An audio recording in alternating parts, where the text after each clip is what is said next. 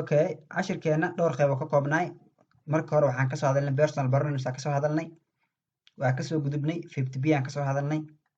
hadda waxaan joognaa inaan ka hadalno waxa cashir ku jirta oo inaan baran nagal rabay my iyo your ayaa noogu jirtay ciwaanka cashirka aan qaadanaynay oo nagal rabay inaan ayagana fahanno marka my iyo yourtan ayaan baranaynaa ayagana waxay yihiin sidaan personal pronoun ka soo barano kaleeto my iyo your يعني فيملك إيه كتير سنين وحالة داعية possessive adjectives الله possessive adjectives وحاول وصفوين لهانشو واي إرجعن possessive ولهانشو adjectives نوصفوين مركز صفوين ك لهانشة يعني دينا مركز وصفوين ك لهانشة possessive adjectives sifooyinka lahaanshaha macnaheena possessive waa lahaansho possessive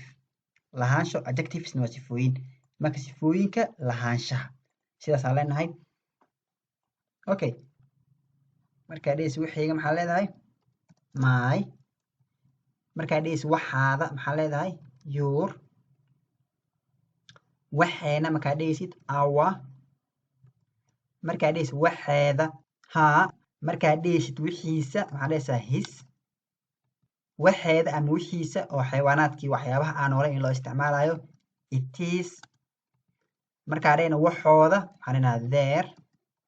markaan you jamceedii oo adiga ahayd idinka marka idinka wixii dhehenane midda kore camal soo noqonayso your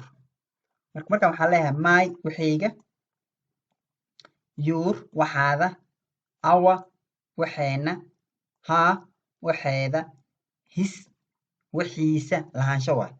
it is waxeeda ama wixiisa oo xayawaanaadkii ashyaadii waxyaabaha aan nooleen aan u isticmaalayna waaye their waxooda your wixiina inta waa your waa waxaada yourtaane waa idinka wixiina